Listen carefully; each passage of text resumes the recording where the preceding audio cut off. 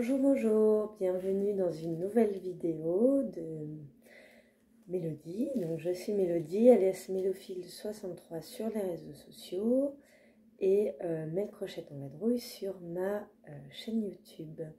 Je reviens vers vous pour un petit point lecture, derniers achats, derniers emprunts et lecture en cours et à venir.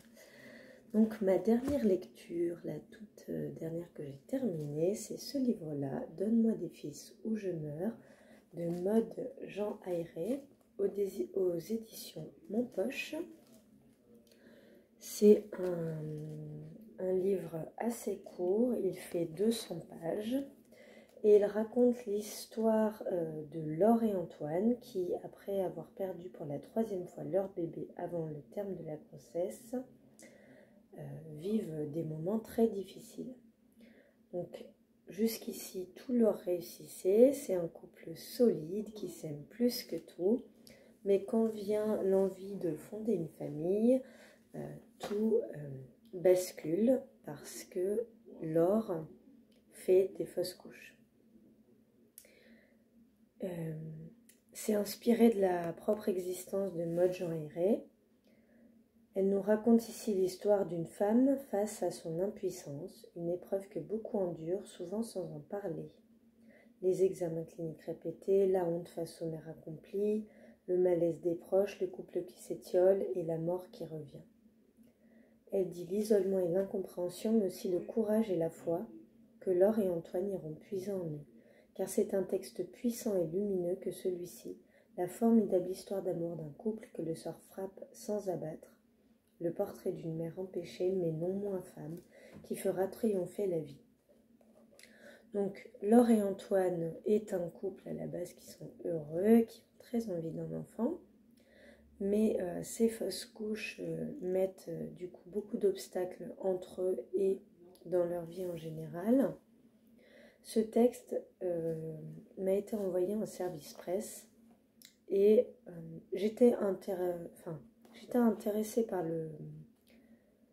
par le thème, mais je me disais, bon, on verra, je sais pas. Et en fait, j'ai été happée par ce texte, subjuguée déjà par la façon dont elle a de décrire les choses, subjuguée aussi par la façon dont elle a de nous faire ressentir ce que ressentent Laure et Antoine. Et vraiment, c'est un texte que je recommande mais à tout le monde. Et même si on n'a pas vécu les fausses couches, moi ça n'a pas été mon cas, mais je me suis sentie en grande empathie pour cette famille et celles qui le vivent aussi au quotidien. Voilà. Mais c'est aussi une belle leçon de vie en fait, parce que même si c'est pas... Moi j'ai pas vécu de fausses couches, mais ma grossesse et mon accouchement ont été difficiles et je trouve que ce livre peut parler à tout le monde, pas seulement à ceux qui vivent ça. Et l'écriture est juste délicieuse.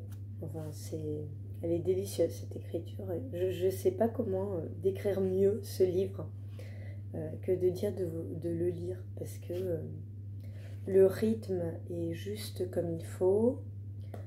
L'écriture est à la fois poétique, mais pas dans le terme, c'est pas de la poésie quoi.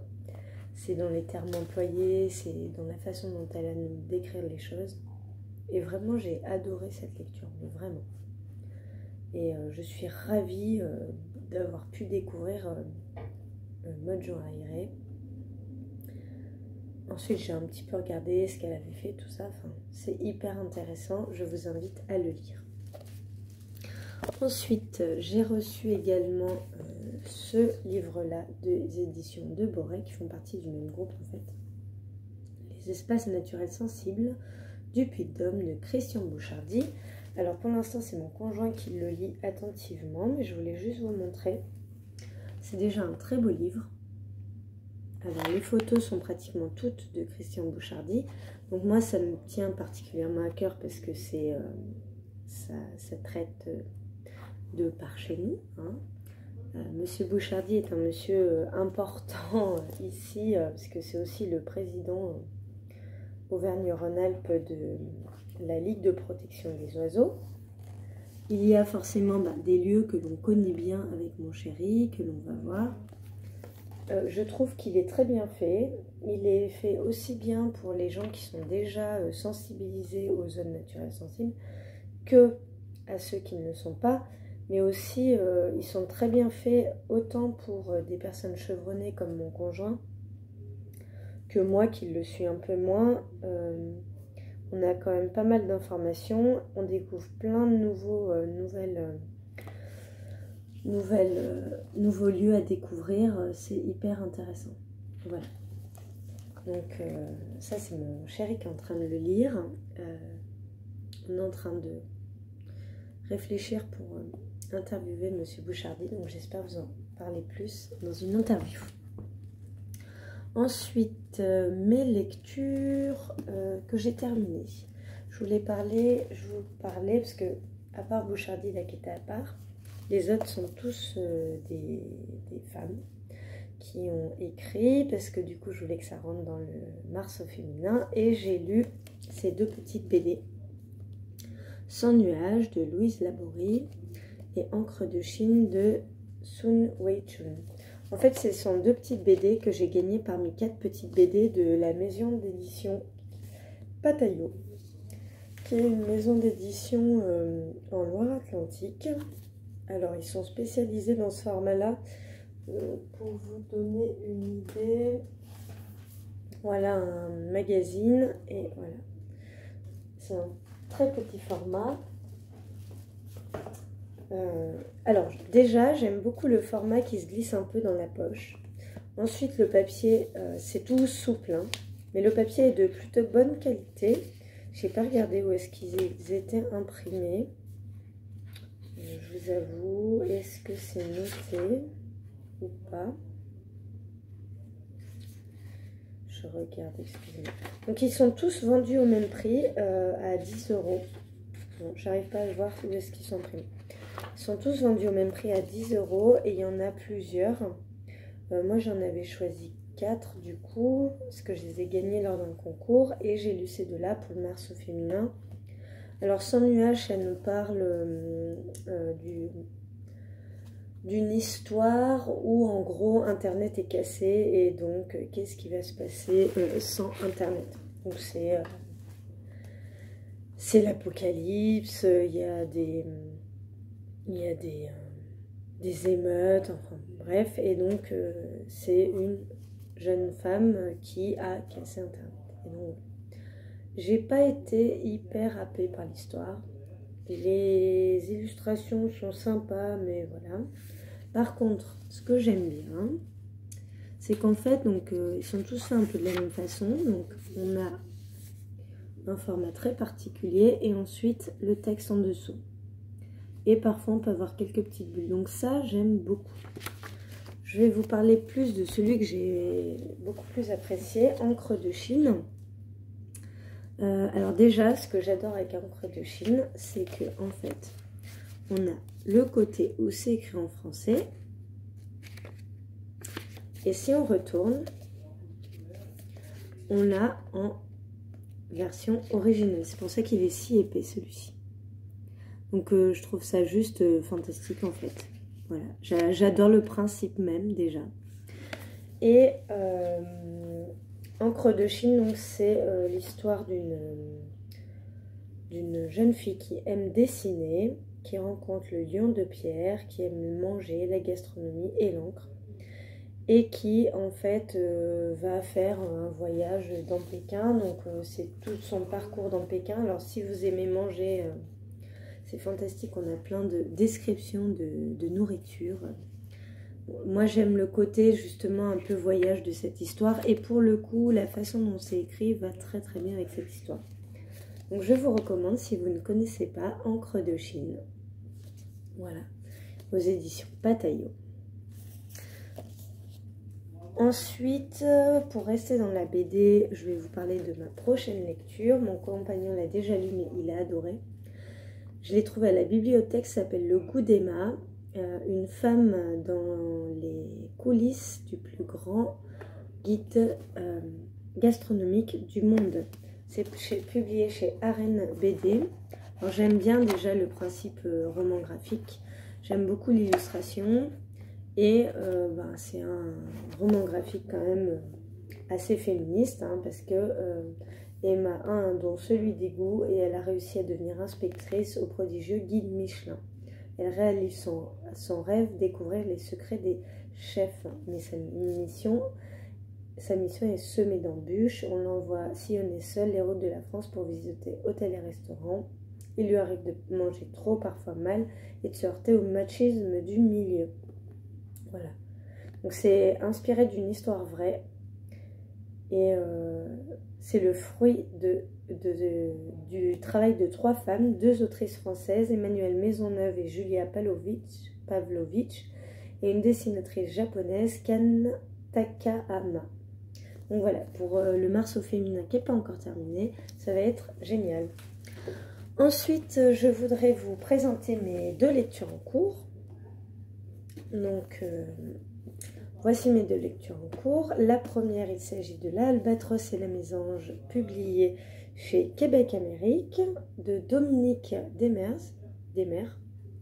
C'est une québécoise et c'est un roman jeunesse. Il s'agit de l'histoire de Mélodie et Jean-Baptiste qui ont 17 ans. Lui vit au sein d'une famille nombreuse, elle cohabite avec sa mère. Mélodie tente de survivre à une peine d'amour dévastatrice. Jean-Baptiste lutte contre une éducation religieuse envahissante.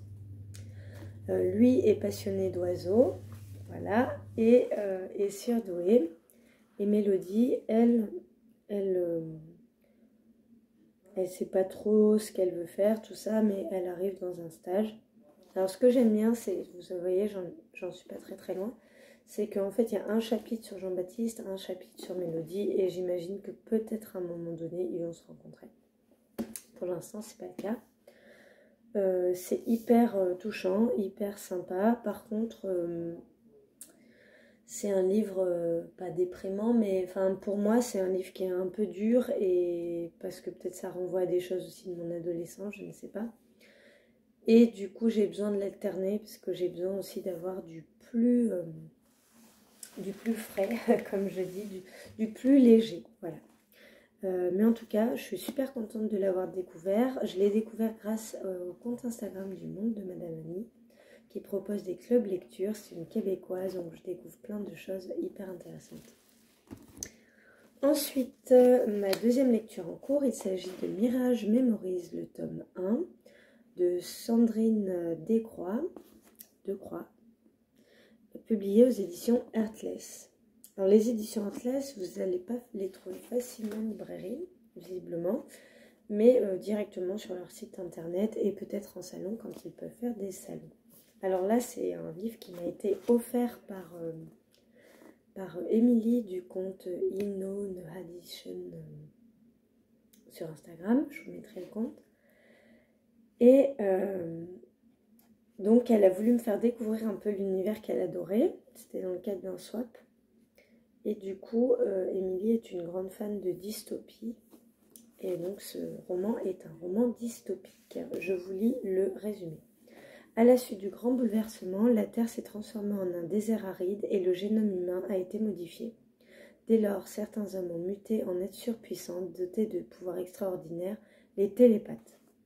Un conflit éclate alors entre les 2 peuples encore en vie sur Terre, les hommes et les télépathes, doué de ce chi. Donc l'un des êtres surpuissants, Amos, appelé aussi le maître télépathe, a une totale emprise sur son propre peuple et n'a qu'une idée en tête, à servir les hommes. Mais que cache-t-il réellement? Mais que cache réellement sa soif de pouvoir? L'histoire débute en 3697, au beau milieu d'une guerre des clans, tandis qu'Andrew et ses amis, des télépathes rebelles, tentent de rejoindre la dernière cité des hommes, Mirage. Ils y feront connaissance de l'énigmatique Darius, le chef de la cité. Ils se prétendent résistants. Ils seront ses prisonniers. Andrew et ses amis parviendront-ils à vaincre Amos et rétablir la paix sur une terre dévastée?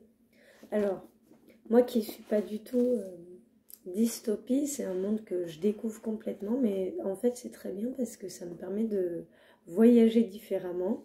et de m'évader différemment. Et pour l'instant, donc j'en suis à la page 39, pour l'instant j'aime beaucoup le début de l'histoire, donc je vous en dirai plus quand je l'aurai terminé. Je vous présente la lecture que j'aimerais faire après ces lectures-là. Je ne sais pas encore si je la ferai, mais bon, je vous la présente. C'est un court livre de Kim Thuy. Il s'appelle Oh. Et c'est aux éditions Liana Levy. Je ne connaissais pas cette maison d'édition. Déjà, le livre est super. Voilà, c'est écrit assez petit, mais en fait, il y a moins de 200 pages. Oui, il n'y a même pas 150 pages, donc je pense quand même que j'arriverai à le lire. Et c'est une lecture qui a été proposée par Dans le monde de Madame Annie, puisqu'en fait, cette personne a quitté le Vietnam à l'âge de 10 ans et elle vit à Montréal depuis une trentaine d'années. Donc c'est une expatriée et c'est intéressant aussi. Là, elle décrit en fait le sud du Vietnam, l'internement dans un camp de réfugiés en Malaisie, les premiers frissons dans le froid du Québec. Donc c'est un récit entre la guerre et la paix. Ru, ça veut dire le vide et le trop-plein, l'égarement et la beauté. De ce tumulte, des incidents tragico-comiques, des objets ordinaires émergent comme autant de repères d'un parcours, en évoquant un bracelet en acrylique rempli de diamants, des bols bleus cerclés d'argent, ou la puissance d'une odeur d'assouplissant. Kim Thuy restitue le Vietnam d'hier et d'aujourd'hui avec la maîtrise d'un grand écrivain. Voilà. Donc c'est un livre que j'ai emprunté à la bibliothèque, donc j'espère que voilà, je le lirai avant de le rendre. Et pour terminer, je vais juste vous montrer les derniers achats que j'ai fait pour mon petit bout de chou. Je suis en train de réfléchir où est-ce que le deuxième... Je l'ai vu tout à l'heure. Hop.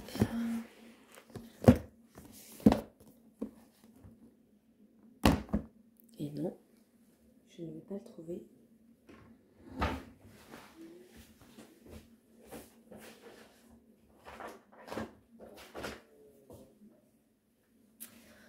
Bien, me voilà de nouveau. Donc, dernier achat que j'ai fait pour mon petit bout de chou, c'est lui qui a choisi. Il s'agit de Paco à l'Opéra. Je ne sais pas si vous connaissez.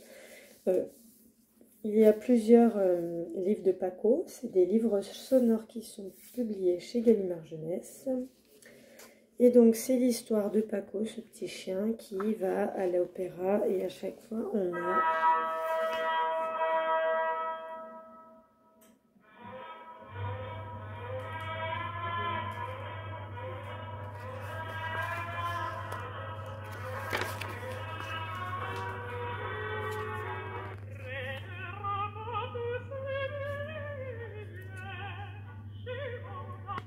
Voilà, le principe, c'est un livre sonore. Donc, mon petit loup va avoir 2 ans, il adore toujours autant les livres sonores. Et du coup, il y a une histoire qui se déroule à l'opéra. Alors déjà, je trouve que les illustrations sont super bien faites parce qu'on s'y croirait vraiment. On peut vraiment expliquer les différents endroits de l'opéra à notre petit loulou. Et en plus, les sons sont superbes, quoi. Et donc, comme il adore danser, tout ça, bref. C'est une valeur sûre. Sur ce, je vais vous laisser sur ce point lecture et je vous dis à la prochaine.